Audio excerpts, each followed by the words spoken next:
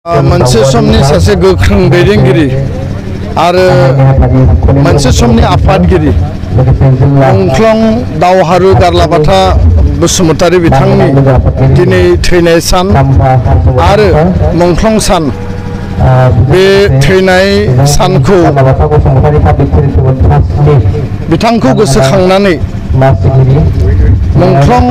गारलाबाथा Basumatary charitable trust public charitable trust आरो दुलाराय बर' फरायसा आफादनि मददाव बिथांनि नखरावनो थिनानै दोननाय जे मांखरसालि आरो बिथांनि मुसुखायाव बिबार बावनाय हाबाफारिया मोजाङैनो जाफुंसारो आरो जोङो दिनैनि बे दुखुनि सानाव गारलाबाथा बसुमतारीखौ गोसोखांनानै जोङो बिबार बावदों मान होदों आरो श्रद्धांजलि जोङो होदों आं बे समाव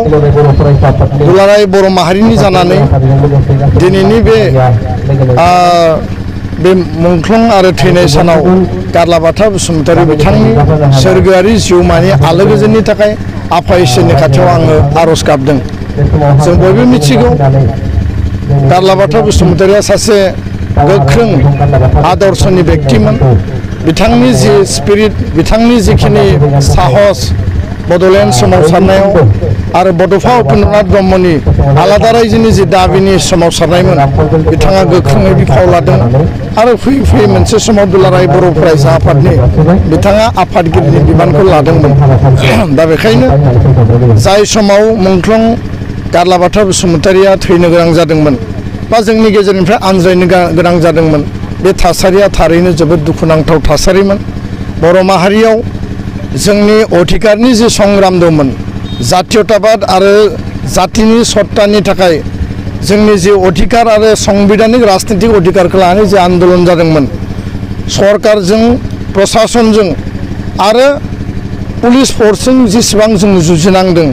आरो बेयाव जों जेसेबां थैनो गोनां बा मुंख्लं जानो गोनां जादों त्याग आरो सेक्रिफाइस जानो गोनां जादों बिनि गेजेर गेजेर थासारियाव साहा खोलाहा सानजा सोनाबा माखासे जोंनियाव सानस्रि एना एनि गोरोबलायै हिंसा हिंसिनि जि मोनसे भायलेन्सनि जि थासारि दंमोन बिनि थाखाय गोबां गेदेमा सुबुंफोरखौ बर' माहारियाव जों खोमाना लानो गोनां जादों आरो बे थासारियानो जोबोद गाज्रिमोन जोबोद खास्रि बिस्रिमोन। माहारियारि आफादफोरा जेसेबां नाजादों हारिया जेसेबां हास्थायदों जे जों खौसेयै बड'फाया जिखौ बुंदोंमोन जे खौसेयै बर' हारिखौ गेरेमसा माहारि दानांगौ बुहुमनि बर'फ्रा खौसे जानांगौ नाथाय बै समाव माखासे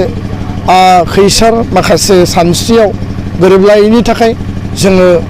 एना एनि गावसा गावसि दङमोन जायनि थाखाय दुखुनांथाव भाबै गारलाबाथा बसुमतारी बिथांखौ जों खोमाना लानो गोनां जादोंमोन आरो दिनै फैयै फैयै दुलाराय बर' फरायसा आफाद आरो बै समनि संग्रामि आफाद BLT बै समनि संग्रामि आफाद NDFB गासै बर'नि माहारियारि आफाद आरो हारिनाङैनो BSC BTC आरो BTR गोरोबथानि उनाव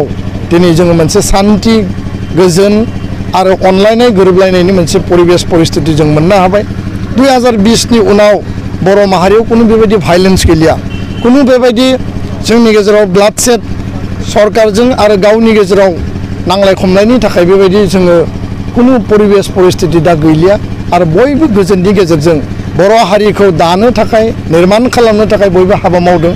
आरो आं बे समाव बे खोथाखौनो बुङो जे दिनै जोङो फाइनालि गोजोन गायसननायाव पार्मानेन्टलि बर' हारियाव गोरोबलायनाय अनलायनाय बिदा फंबाय सानलायनायखौ मजबुत खालामनायाव जोङो राफोदै बेखौ माने जाफुंसार होनो हादों आरो बेखायनो गारलाबाथा बसुमतारीया जोंनि अराय थुलुंगानि इन्सपिरेसननि फुंखा जोंनि साहसनि फुंखा आरो बिथांनि बे थैनाय आरो बिथांनि जि आदर्श बे आदर्श आरो बे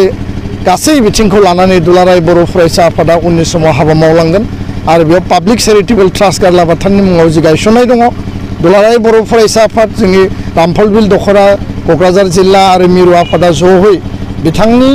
हाबा मावलांनाय जि कन्ट्रिबिउसनखौ गोजोर आरो जुगामि खालामनो थाखाय जों अरायबो हाबाफारि लागोन आरो जों थांखि लानानै हाबा मावलांगोन। आं बेखिनि समाव बेखिनि बाथ्राखौनो बुंबाय। गोजोन्थों।